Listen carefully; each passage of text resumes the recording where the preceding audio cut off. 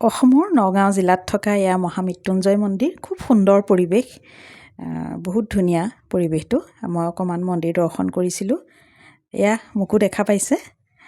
অকণমান মন্দিৰ নিজেও দৰ্শন কৰিলোঁ ভাবিলোঁ অকণমান আপোনালোককো দেখাওঁ মইতো 2 বছৰ কোনো শ্বৰ্ট বা ভিডিঅ'ত নোলোৱাকৈ কাম কৰি আছিলোঁ কিন্তু বৰ্তমান যিহেতু মুকলিকৈ থাকোঁ সেইবাবে অকণমান নিজকো ব্যস্ত ৰাখিছোঁ আৰু আমি যদি ব্যস্ত হৈ নাথাকোঁ তেতিয়াহ'লে মানসিকভাৱে আমি শাৰীৰিকভাৱে আমাৰ বিভিন্ন চিন্তা ভাৱনাই আগুৰি ধৰিব লগতে শাৰীৰিক ক্ষতি হ'ব গতিকে যিমান পাৰোঁ নিজক ব্যস্ত ৰাখিবলৈ নিজৰ মনটো সুন্দৰকৈ ৰাখিবলৈ চেষ্টা কৰিছোঁ আৰু যিহেতু মন্দিৰ দৰ্শন কৰিবলৈ গৈছিলোঁ ভাবিলোঁ অকণমান মন্দিৰৰ পৰিৱেশটো আপোনালোকক দেখাওঁ অসমতো সকলোৱে চিনি পায় আৰু সকলো আহিছেই হয়তো আৰু অসমৰ মোৰ যিসকল ভিউৱাৰ্ছ আছে অসমৰ বাহিৰৰো আছে হয়তো বহুতখিনি যিহেতু মই হিন্দীটো ভজন এনেকৈ বনাওঁ গতিকে বাহিৰৰ লোকসকলে যদি মন্দিৰ দেখা পায় শিৱ বাবাৰ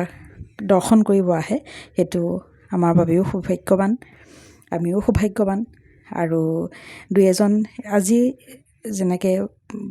বিদেশী পৰ্যটক দেখা পাইছোঁ সেইটো আমাৰ আনন্দ লাগে যেতিয়া আমাৰ অসমৰে আমাৰ নিজৰ জিলাখনতে থকা যেতিয়া মন্দিৰ দৰ্শন কৰিবৰ কাৰণে আহে আমি আনন্দ পাওঁ আৰু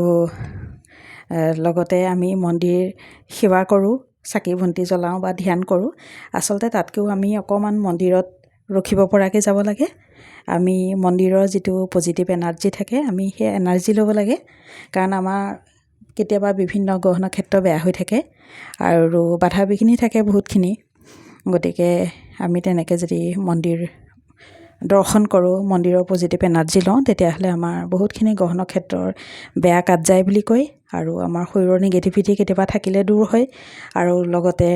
আমি যদি অকণমান ভগৱানৰ সৈতে জড়িত হৈ থাকোঁ তেতিয়াহ'লে আমি মানসিকভাৱে বহুত শান্তি অনুভৱ কৰোঁ সেইবাবে মন্দিৰ যিহেতু দৰ্শন কৰিব গ'লোঁ ভাবিলোঁ আপোনালোককো অকণমান দৰ্শন কৰাওঁ আপোনালোককো দেখাওঁ অকণমান কোনোবাই যদি বাহিৰৰ লোকসকলে যদি দেখা নাই বা আহিব মন কৰে চাবলৈ আহিব পাৰে সেইটো আমাৰ কাৰণে আনন্দৰ কথা আৰু শিৱ বাবাই সকলোকে মংগলে ৰাখক সুস্বাস্থ্যৰে ৰাখক আৰু সকলোৱে নিজৰ নিজৰ কৰ্ম নিজৰ নিজৰ লক্ষ্যত যেন বহুখিনি আগুৱাই গৈ থাকিব পাৰে সেইটো সকলোৰে হৈ প্ৰাৰ্থনা কৰিছোঁ আৰু আমাকো শিৱ বাবাই সুস্বাস্থ্যৰে ৰাখক মংগলে ৰাখক আৰু আমিও যেন নিজৰ কৰ্মত আগুৱাই যাব পাৰোঁ আৰু লগতে যি মহামৃত্যুঞ্জয় মন্দিৰ সেই মহামৃত্যুঞ্জয় মন্ত্ৰ বহুত শক্তিশালী মন্ত্ৰ আমি এইটো জপ যদি কৰিব পাৰোঁ আমাৰ কাৰণে বহুত ভাল কথা যদি 108 বাৰ বা তেনেকৈ যদি আমি জপ কৰিব পাৰোঁ গতিকে মহামৃত্যুঞ্জয় মন্ত্ৰ জপ কৰিলে আমাৰ বাধা বিঘিনি দূৰ হয় বুলি কয় গতিকে শেষত শিৱ বাবাই সকলোকে মংগলে ৰাখক সকলোৰে হৈ শিৱ বাবাৰ ওচৰত প্ৰাৰ্থনা জনালোঁ সকলোকে সুস্বাস্থ্যৰে ৰাখক